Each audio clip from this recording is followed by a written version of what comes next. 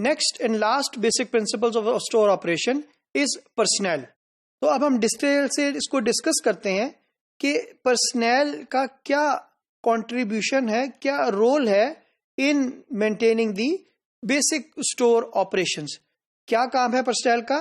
The retailer has to ensure, make sure कि customer को एक वेल ट्रेन्ड, एक वेल प्रोफेशनल स्टाफ मीट हो, उसको मिले जब कस्टमर आए फ्लोर के ऊपर, जब कस्टमर आए स्टोर में। So as the customer enters into the store, जिस शख्स से, कंपनी के रिप्रेजेंटेटिव से उसकी मुलाकात हो, वो एक well trained, well behaved, groomed, professional staff हो, ताकि कस्टमर को जो फेस है आपका, एक्चुअली जो स्टाफ है that is the face of the retail store. तो कस्टमर ने उसी से समझना है कि ये एक रिटेलर अच्छा है, ये एक रिटेलर बुरा है, ये how he treats people, how he treats his staff, ये डिपेंड करता है रिटेलर के लिए, और कस्टमर उसको उसी तरीके से इवेल्युएट करता है। So what a retailer has to ensure, they have to make sure that customer meets professional and well trained staff, and the retailer core value should say like this that our employees are actually our main assets. और ये कैसे मुमकिन होगा? when they will respect their employees and they will motivate their employees. So retailer has to ensure कि वो motivate करे अपने employees को. They have also ensure appropriate staff is available on the floor.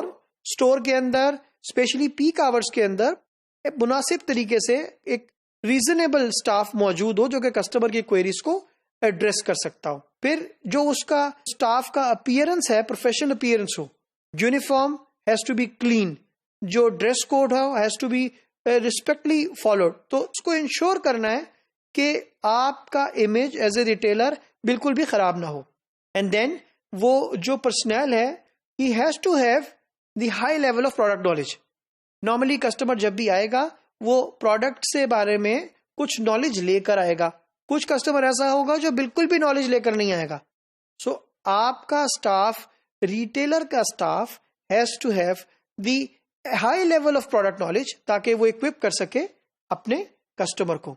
और फिर लास्ट में communicate करे principles and goals constantly. You have to ensure कि what are the principles, what are the goals. अगर ये होता रहेगा तो एक पर्सनल उसको रिलीजियसली अपने ऊपर अप्लाई करेगा। नॉर्मली जब हम बात करते हैं पर्सनल के पर्सपेक्टिव में, तो कस्टमर इन्फो पॉइंट्स कहाँ कहाँ, कौन कौन से ऐसे टच पॉइंट्स हैं जहां पर कस्टमर इंटरैक्ट करता है आपके स्टाफ के साथ। तो वो फॉर एग्जांपल इंफॉर्मेशन काउंटर है, फॉर एग्जांपल वो आपका वारंटी काउंटर है, फॉर एग्जांपल वो आपका प्रोडक्ट इंफॉर्मेशन काउंटर है। तो ये वो बेसिक पॉइंट्स हैं। फॉर एग्जांपल कैशियर है। ये वो लोग पॉइंट्स हैं जहां पर कस्टमर इंटरैक्ट करता है आपके स्टाफ के साथ। तो आपको क्या करना है? Normally you have to give our customer technical information, you have to serve your customer when the stock is been protected by the glass window. For example, आप अक्सर स्टोर में विजिट करते हैं तो आप देखते हैं कि मोबाइल्स को या लेट्स से पावर बैंक्स को उन्होंने किसी ग्लास के अंदर रखा हुआ है, किसी विंडो के अंदर रखा हुआ है, ताकि उसको सिक्योर कर सकें, उसको प्रोटेक्ट कर सकें। तो कस्टमर का अगर उसके बारे में कुछ जानना चाहता है तो there has to be a person जो कि उसको अटेंड कर सके और उसके बारे में गाइड कर सके।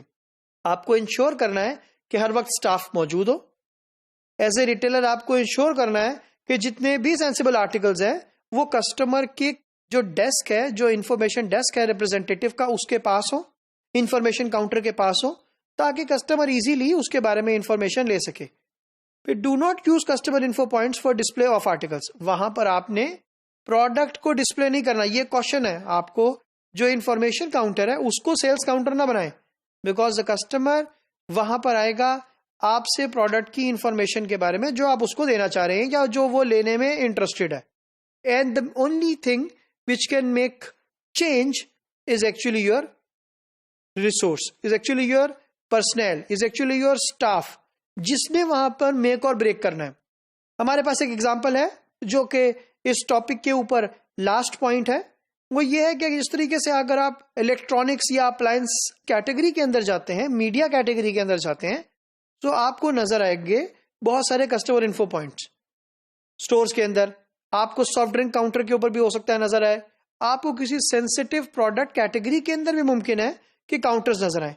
तो इस तरह के केसेस के अंदर अगर हम बात करते हैं, मोस्ट ऑफ द केसेस में ये वो पॉइंट्स हैं जहां पर कस्टमर प्रोडक्ट से रिलेटेड इन्फो पूछ सकता है। Of course depending on the nature of the product in the country, किस तरह की प्रोडक्ट की नेचर है, किस तरह का कस्टमर का प्रोफाइल है, कस्टमर कितना एजुकेटेड है और किस प्रोडक्ट के बारे में वो जानने में ज्यादा इंटरेस्टेड है। अगर तो वो लेट्स से कैमरा है, अगर वो लेट्स से बुक्स है, या वो डीवीडीज हैं, या वो मोबाइल्स हैं, या वो इसके अलावा कोई और ऐसी प्रोडक्ट है जो उसके बारे में वो ज्यादा जानना चाह रहा है, तो you have to create customer info points ताकि कस्टमर आपके स्टाफ के साथ कनेक्ट करके अपने पास जो क्वेरीज हैं उनको सॉल्व कर सके।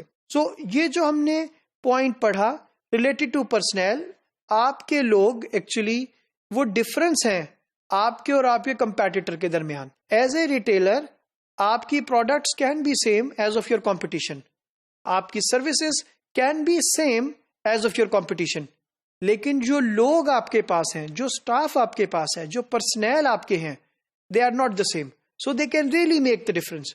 तो एक रिटेलर के पास ये एक बड़ा इंपॉर्टेंट पॉइंट होता है बेसिक ऑपरेशंस का कि ही हैज टू इंश्योर कि उसके लोग उसके मेन एसेट्स हैं, उसके लोग कंप्लाई कर रहे हैं, उसके विजन के साथ अलाइंड हैं, जो ऑब्जेक्टिव्स उस रिटेलर के हैं, जो गोल्स उसने सेट किए हुए हैं, वो उस गोल्स में उस रिटेलर के ही रूल्स को, अलाइन को, ऑब्जेक्टिव को वो फॉलो कर रहे हैं। सो आपको एज ए रिटेलर ये इंश्योर करना कि मेरे पास जो राइट लोग हों, उनके पास राइट इंफॉर्मेशन हो, ताकि कस्टमर को एक अच्छी प्रोडक्टिव इंफॉर्मेशन जाए और वो कन्वर्ट हो सके from a prospect to actually a customer.